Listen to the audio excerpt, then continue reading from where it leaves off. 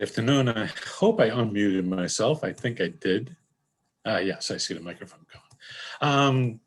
Good afternoon. We were waiting a little bit of time. I didn't know if someone else was going to be able to come in and help start us off a little bit. If Rita Uden does come on and want to speak, I will allow her the time to do so. Again, welcome and thank you for signing up for this. This is the third webinar that we're holding for the month of October. The month of October is cybersecurity awareness. This year's theme is do your part, be cyber smart. We had previous sessions already. A number of you probably did attend, and I thank you for doing that. But those that haven't, I think we have either the presentation panels and or at least last week we ended up having the recording. We hope to have this recording up on the web also afterwards, so you can refer back to it at any point in time. So today, today's webinar is on data privacy, and the presenters today, myself is James Cronin and Freddie Altamirano. And we do have panelists that will either jump in when they want to or can, but they will be answering any of your chat questions. If you do have a question and you think it's pertinent for this conversation, you can put it into the chat. And we have Jamal Lucas, we have Peter Dent, we have Elliot Perez, and we have Tramil Thomas also as backup. They will be monitoring the chat conversations and possibly answer your question in the chat or bring it up so that everybody can see it. I think if you monitor the chat session also, you'll also see all the questions and the replies. So the agenda is that, with this month of cybersecurity, we end up hoping that we can give some definitions and some insight as to what data privacy is, why it is important, what to watch out for, what to do, and how to safeguard yourself, both as an employee of CityTech, of CUNY, and even at home, because now working remote with COVID-19, these times are even more important that everybody knows about data privacy. So what does data privacy mean? A definition from Varonis.com is data privacy or information privacy is a branch of the data security aspect concerned with the proper handling of data. That's consent, notice, and regulatory obligations. More specifically, practical data privacy concerns often involve around whether or how data is shared with third parties. So again, what does that really mean? Is like it relates to a piece of data or information, and it's like at first you may not mind sharing your name. I shared my name at the beginning, and the other panelist members did not mind checking, having their names pasted on the webinar also, and so you don't mind sharing your name with a stranger in the process of introducing yourself, but you might not want to share a lot of your other personal information, okay, with the other person until you get to know them a little bit better. However, if you go to open like a new bank account or something, you'll find out that you're sharing an awful lot of personal information with the bank in question. So, data is important because why? Because it does have value. It does, what's personal to me is my personal property, my interests, my elements that I want to have that define me. What's personal to a lot of people at the college is keeping, our students' data personal and private. So, they sort of go hand in hand. Like I said, what type of value? CityTech College, sensitive information on both faculty, staff, and students. Items such as like addresses, salaries, social security numbers is a big one. It's not supposed to be out there, but it's like, we try to keep that safeguarded as much as possible. Financial, your payroll, some stuff is public knowledge, but not everything. So if possibly you do want to keep that stuff personal, and we try to protect it as best we can. On the business plans for the college, what the budgets are going out there, the different research projects that are going out there. This is type of stuff that is what's considered data that you want to keep private. In your household, holding sensitive personal information on your home computer, you may end up having your bank account information, the shopping bills that come to your thing, and not just your computers. I mean, the computer nowadays is your smartphone. A lot of stuff goes back and forth on all kinds of devices. So you do have to safeguard it on all platforms of cybersecurity. So that's why we're trying to make this more aware and bring it to your conscious and your forefront. You also have to watch what's shared on social networking. Do you want to share everything of your life with people on social networking, or just your family, or just your friends? So you do have to safeguard that aspect of your cyber history, your information. Why City Tech needs to react and has reacted? Well, there's a legal obligation for us to do it at City Tech. The obligation for us to keep the students' information private, and to keep your faculty, staff, and administration, the employees' information private. So we try to safeguard it as best we can. You're also trying to protect yourselves. The ethical and moral obligations to protect others' information is always forefront in our minds. And so even on your personal life, you should be thinking about that, almost constantly. It's like, is this something that I have to watch out for? If something happens, what do I have to do in order to protect it? Or how do I get my information back?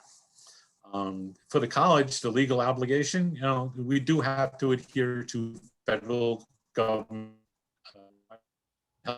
government systems to protect unauthorized access and disclosure of certain confidential information. There are so many broadly applicable laws, and just a few of them are the Barnes-Oxley Act, the Graham-Leach-Bailey Act, the Electronic Funds Transfer Act, HIPAA, FISMA, just to name a few of them. I mean, there are quite a few more. We do have the websites. You can always look them up, or you can end up asking us. So that's on the school side. I mean, you also have personal regulations that other third parties, like your bank institution, your credit card institution, they have to send you out the privacy notification at least once a year, unless you've opted out and said that you're going to look at it online anyway. But I just received mine from TIAA. I don't know how many other people are getting their notices from our own insurance and retirement fund. So, don't just throw it away. Read through it and find out what they're doing in order to protect your information on their end. What are the risks to the institution? Well, for the college, we end up, there's number one, the loss of the data. It's out of our control. That's considered loss. If something else major happens, it could be network outage, because we may end up having to bring a service down until such a time as we can restore it and safeguard it yet again. So there could be network outage time. There could be server application unavailability while we're trying to correct the situation. Privacy loss for employees or students, it could happen on either one. We end up getting, it's not good to have our names in the newspaper saying that, hey, we lost, information, or, it got out of our control. So, the loss of a good name, or the students' confidence in the college holding on to their information, and the possibility of legal liability and financial consequences. It doesn't go that deep into that, but that might be a different discussion. But that is in the forefront of our minds. We do have to watch out for some of that stuff.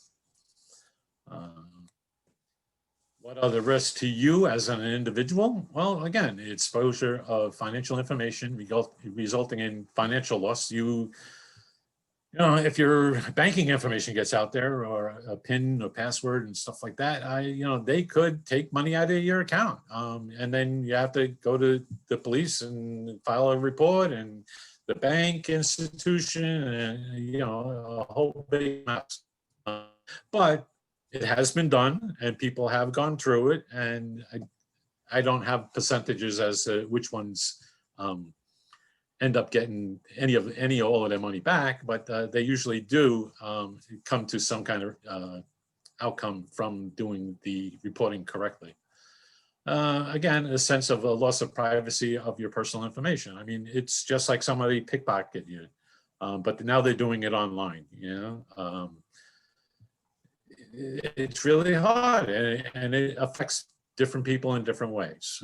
The loss of your digital identity. Again, if you lost your logon, or if they steal it away from you and they end up doing stuff, and it's like, wait a minute, that wasn't me, type of thing. You know, these are things to watch out for. Your personal identifiable information, such as, well, why is your date of birth being asked for from some application that really in the back of your head says, I don't think this has anything to do with when I was born. So why are they asking for it? You know, you may want to look a little bit deeper into you know, their policy of what data they're asking for and why they're holding on to it. Again, Social Security number is a big one. Even when Social Security was formed, it was stated in the documents that this was not supposed to be for tracking, but an awful lot of places end up using it for tracking. They're not supposed to. As you notice, CUNY First has changed it around. You're supposed to have an EMPL ID. Your employee ID is not your SSN ID. But again, even our college policy, we need your Social Security number for the payment of your salary. So you know, there are reasons why to have it, but what are we doing to safeguard it? And what do you have to do to safeguard it? You can always ask the question, why? Again, if you do get compromised in some way, you could end up losing your medical information. That's probably just as or more important now in this day and age. They can end up using medical information against you and start sending you all kinds of stuff, thinking that you have a medical malady or something, or put you on lists that you never even signed up for. So, you know, you do have to watch out when you're providing medical information and what their privacy requirements are for keeping that data safe.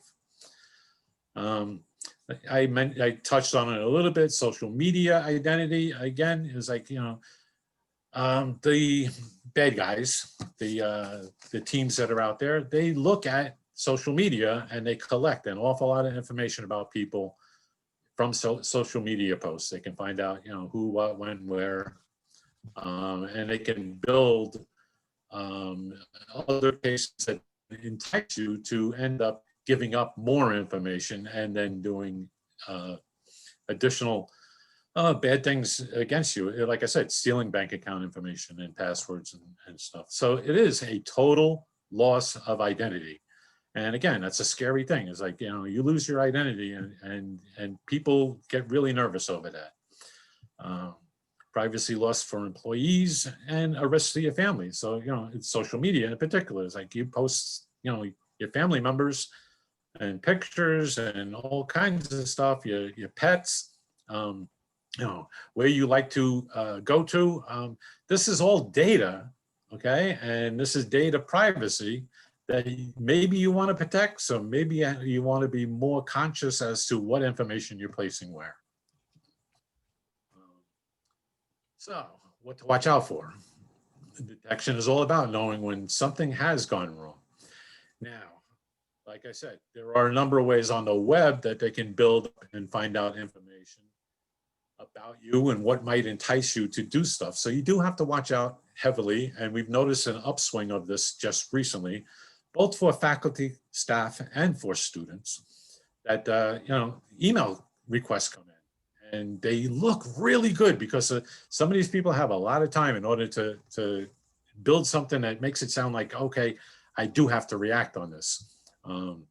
So Watch out for unusual requests or attachment links that are inside your emails.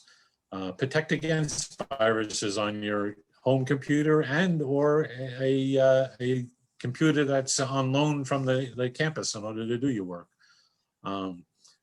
We have things, there's a whole bunch of things you end up getting spammed all over the place. And to go further, telephone calls. During the very beginning of this, my home telephone number did ring, and 99% of the time that phone number is ringing because there's some kind of call. And there's another one. I got one that's coming to my cell phone as this is going on.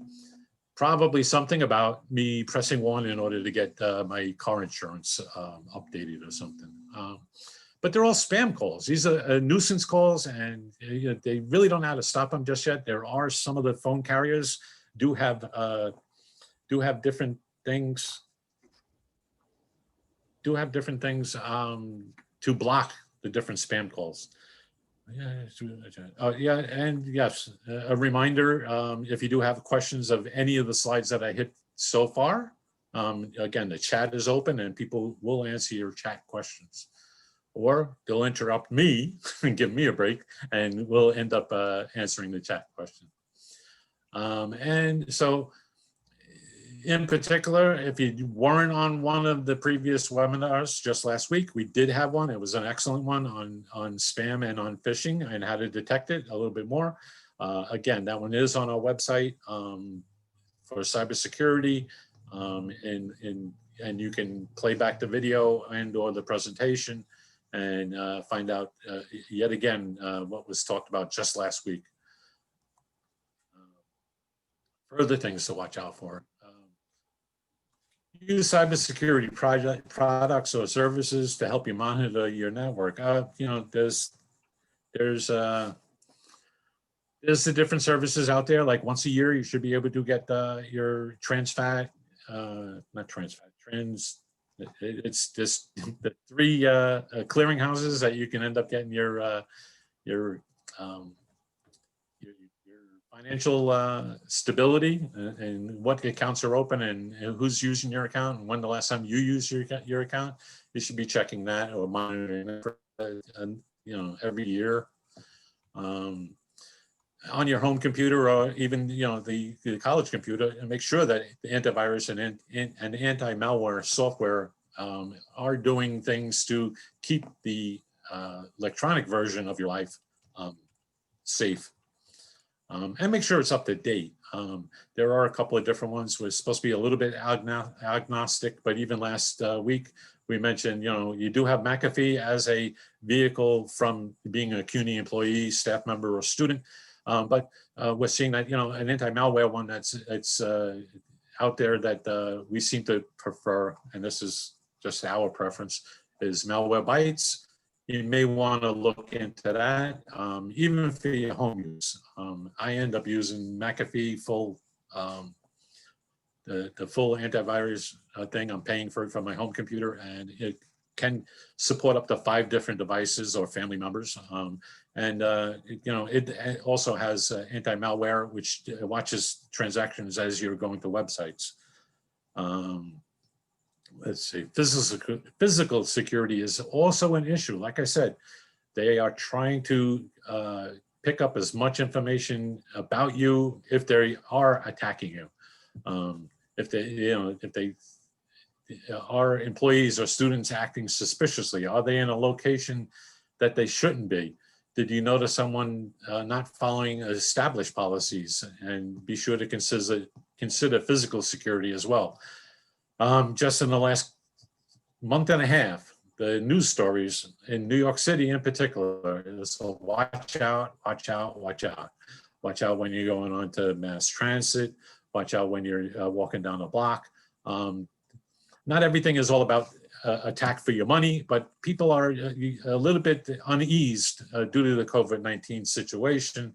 And so we're just doing a little blurb here to say, watch out for your physical security.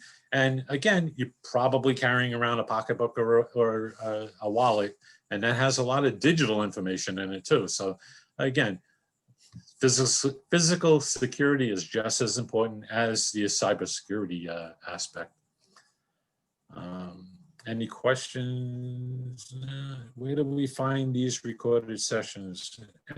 Yes, it will end up providing the link at the end, but it's at the it.citytech.cuny.edu /cybersecurity, the same location that you went in order to sign up for this webinar.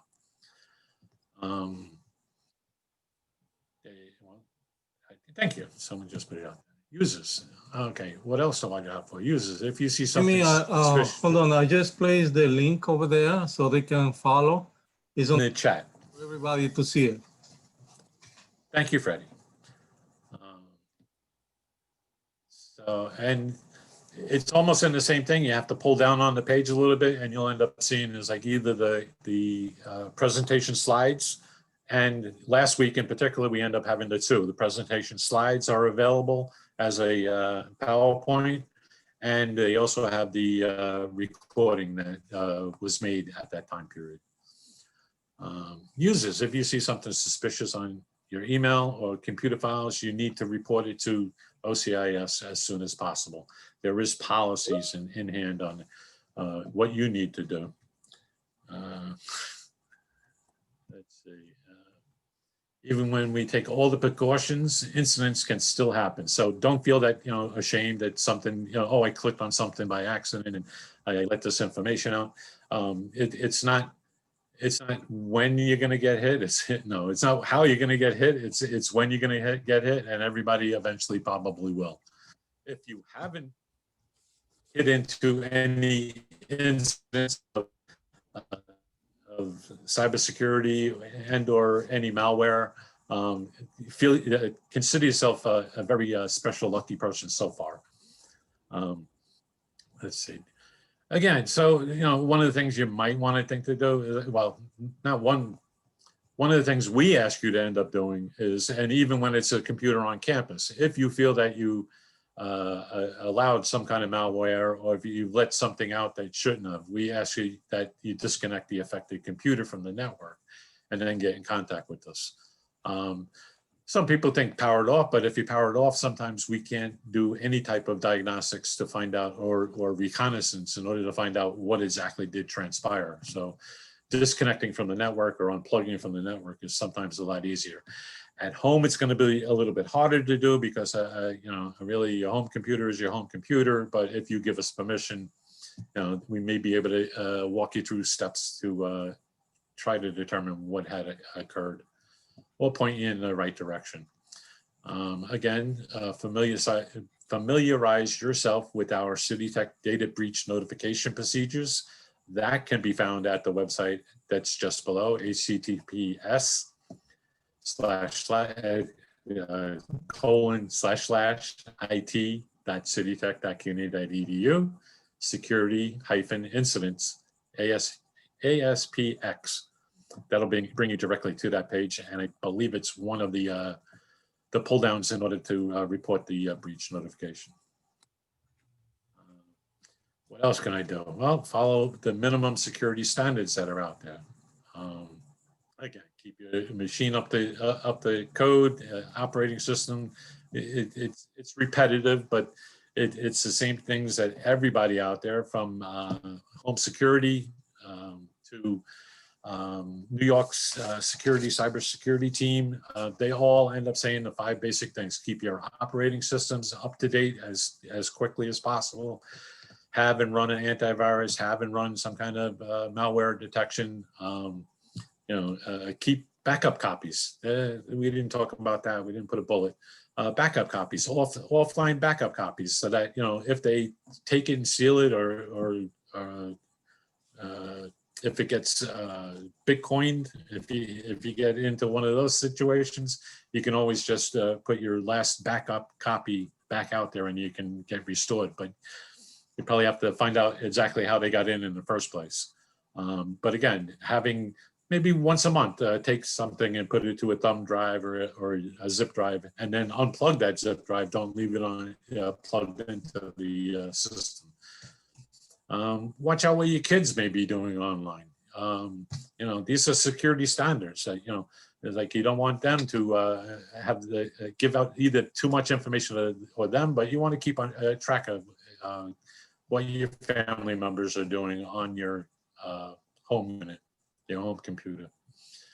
Know the different data classifications and how to safeguard the different data types, types of data. And if you're not sure, you can always ask. Who? You can ask us. We'll try to find out the answer for you and get back to you. Yeah, screen's there. So, how to stay safe. Oh, the recalls. Learn and adhere to the policies and procedures that are on campus. Maybe set up a couple of policies and procedures for your family. And, you know, they don't have to be too strict, but they should be out there. It's like, you know, hey, if you notice that somebody's asking you way too many questions or something, come and get me, and not me, but get you, and you'll give them better guidance as to how to react and how to proceed. The same thing happens on campus type data. Anything for the college, policies and procedures, and you know how and what we need to do in order to react to any incident that may occur. On campus was one of the things. A number of the offices, when they're finished with documents, go into a shred bin, and the shred bin would get picked up, and we'd see the company shredding the documents. Same thing at home. Hopefully, you're not printing an awful lot of personal college material. I have a feeling that it probably is out there, but I hope that you also have a personal home shredder, and you should definitely shred the documents when you're finished with them, or get them back to the college and put them in the filing cabinets where they're supposed to be. Keep your home and network computer operating system up to date. I tell you, it's repetitive. It's like, we got to beat this into my own head. Keep my computer up to date. Have and use an antivirus and malware on, like I said, all your devices, whether it be the phones, even have antivirus and or malware detection on them. Most of the phone carriers do provide that. So, you know, that's something that you may want to be looking into. Another way to stay safe, again, use strong passwords, and we probably should have added on that. It's like, change them every once in a while. Don't use the same password for everything. Don't even use similar type passwords for everything. Make a banking, someone suggested one time, is like, make a banking password. There are password apps that you can always use, but make a strong banking password, make a strong city tech password. I know that right now I have a single sign-on type of situation, and sometimes that's a good thing, because once they get that one, we don't know where they were able, what data they were able to get to, because they may end up going all over the place. But if you notice that something has changed that you did not do on a user ID that you know is yours, and you can explain why that changed, the first thing is probably, don't try to change the password on the computer that it did happen. Get to a safe computer first and change the password and do the notification so that we can try to determine what occurred. Strong passwords are better than weak passwords. And that's why a lot of the times even CUNY First ends up saying that you have to have at least 8 characters. You can have more, but you have to have at least 8. They want at least one capitalized, one lowercase, and one special character. This makes it a lot harder for the outside entities to try to hack into it, but it's still possible to be done when they're small. So the stronger the password, the better, and the bigger the password sometimes is better. But like I said, you have to use a password app sometimes, because I know I don't remember them all the time. So the password app is usually pretty safe and ends up helping you in coming up with passwords. And again, you got to come up with them and you got to use them. If you don't use them, then I'm just speaking here for an hour and a half. When you're not using your device, well, even your smartphone, I don't know how many people leave them on all the time. I do, but at least once a week, you should do a power restart on your smartphone. The same type of thing on your computer. If at all possible, when you can, you should end up turning your computer off. If you're not using it, And there are some advocacies that say, you know, hey, even for the kids, turn off their devices every once in a while, sit down and talk to each other. So, you know, lock or turn off the devices when it's not in use. On campus, if you know that you're going to be teaching a class for, say, you know, the next hour and 40 minutes, there is a lock screen, you know, or sign it completely off. Maybe not power it off, but, you know, sign off, log off, or lock it so that anybody else in the office or anybody else that may be passing through the office space can't do anything on the office computer. These same type of principles you may have to apply somehow in your home. I don't know. We're just bringing it again to the forefront to ask you to think about this stuff. What should you do to keep backup and recovery safe and secure on devices and computers? And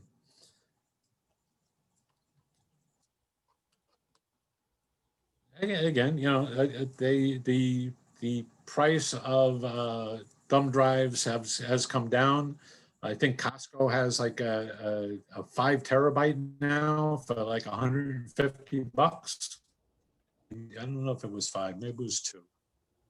But it's like, that's unheard of. A long time ago, it used to be that would be like, you know, $1,000. And so the price is coming down, and they know that the people have a use for it. And, you know, again, it's only going to be as good. I can have as many thumb drives or backup drives, but if I don't use them, it's not going to have the data that's out there. So, you know, and again, this was about data privacy and how you can secure it and what type of stuff you should secure.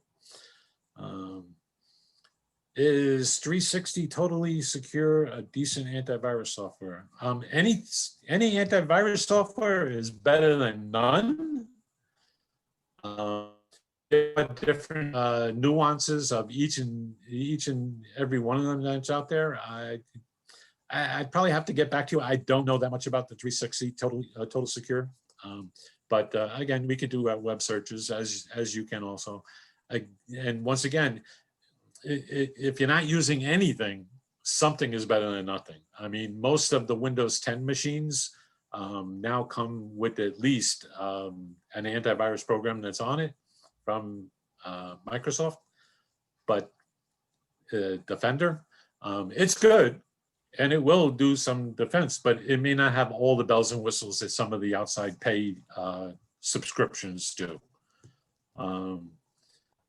So, I mean, you know, it can be user preference. I'm not saying that you shouldn't use McAfee. I'm not saying you shouldn't use 360 total security. I'm not saying that you shouldn't use Defender. They are all good products, and they are much better than not having a product run at all. Again, these are some of the other links. Security.cuny.edu has a lot of good stuff. Our own website at the very top, the itcitytech.cuny.edu, even without security policies, there's an awful lot of information that you can browse and you can click around, and you can find an awful lot of information on different aspects of how to stay safe on campus. And you can apply that to your personal life too, your home life. Some of the other stuff that this presentation came from was Stay Safe Online and dataprivacymanagers.net. And the one definition that we used was from veronas.com. I hope, well, I did run through it really quick, so if you do have any other questions, you can always use the chat. If not, you know, we can always take emails to, it's on our website. Security, what's it, Security IT? I don't even know it. I don't email myself. You can always do it to J. Cronin or F. Altamirano at citytech.cuny.edu, and we will definitely try to get back to you as soon as possible. Anything else? Did I miss anything from the panel? Anybody else want to say something? Nope. Well, I thank you for your time. I hope that this did bring to the front of your thought process on both home life and on work life, or as a student and your student life. how to, questions to start asking about data privacy and how to protect your data as best you can. Thank you. 3, 2, 1. No questions. That pretty much concludes my presentation.